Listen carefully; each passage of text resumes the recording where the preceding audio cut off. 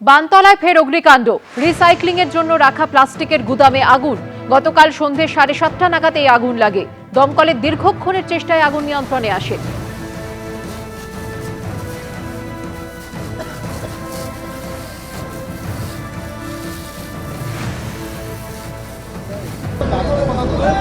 বানতলায় এই অগ্নিকাণ্ডের ঘটনা। রিসাইক্লিং এর জন্য প্লাস্টিকের গুদামে আগুন লেগে যায়। গতকাল সন্ধ্যে 7:30টা নাগাদ এই আগুন লাগে।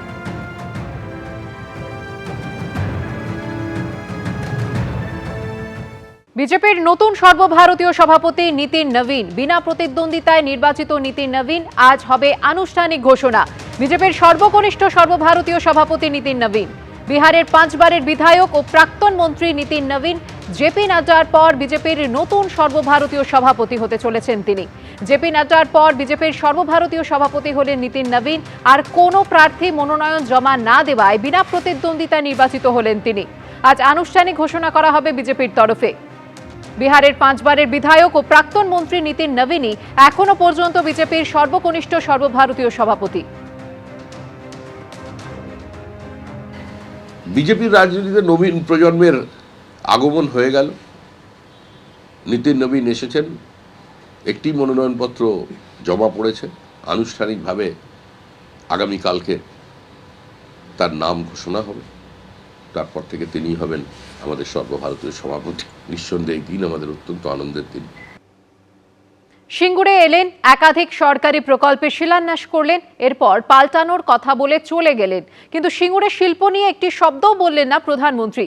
আর এতেই ক্ষোভে ফুঁসছেন সিঙ্গুরের কৃষকদের একাংশ।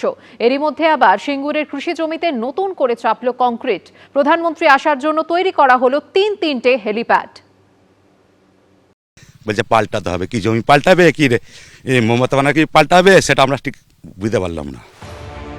বিধানসভা ভোটের আগে সিঙ্গুরের জমিতে নরেন্দ্র মোদীর সভা, মহা আয়োজন। সিঙ্গুরের চাষের জমিতে প্রধানমন্ত্রীর জন্য হেলিপ্যাড। কিন্তু সভা থেকে সিঙ্গুরের টাটাদের ফেরানো কিংবা আগামী দিনে বড় কারখানা করা কিংবা মমতা বন্দ্যোপাধ্যায়ের তৎকালীন আন্দোলনের সমালোচনা করা, কোনোটাই করলেন না নরেন্দ্র মোদী। একটা শব্দ মুখে আনলেন না। কিন্তু সিঙ্গুরের মানুষ তো অনেক আশা করেছিলেন, আশায় বুক বেঁধেছিলেন। তারা কি পেলেন?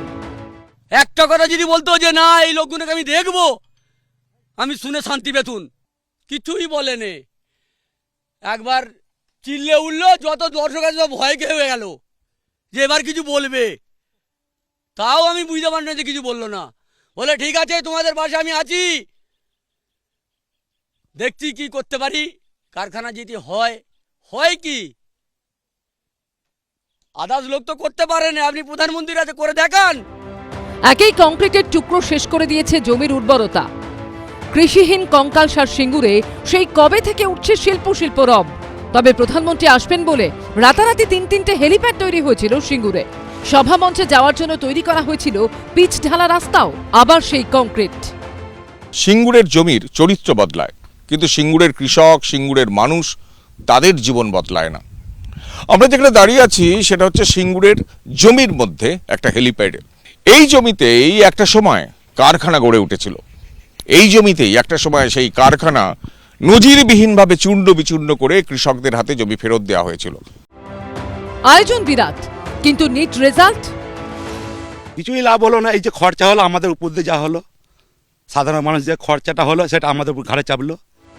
কৃষকদের বাড়ি বাড়ি গিয়ে আমন্ত্রণপত্র বিলি করে এসেছিলেন বিজেপির প্রাক্তন রাজ্য সভাপতি। তাতে আশার আলো দেখেছিলেন কৃষকরা। কিন্তু রবিবার সূর্যাস্তের পর সিঙ্গুর আবার তলিয়ে গেল সেই অন্ধকারেই। আমরা ভেবেছিলাম হয়তো শিল্প করবে, কিন্তু কিছু বললই না। কোথাও শিয়াল চড়ে বেড়াচ্ছে, কোথাও ধানের বদলে একটু একটু সর্ষে চাষ হচ্ছে। আর মোদীর সভার পর ফের চোখে সর্ষে ফুল দেখছে সিঙ্গুর। কৃষ্ণেন্দু অধিকারীর রিপোর্ট, এবিপি আনন্দ, সিঙ্গুর। এবিপি আনন্দ, এগিয়ে থাকে, এগিয়ে রাখে।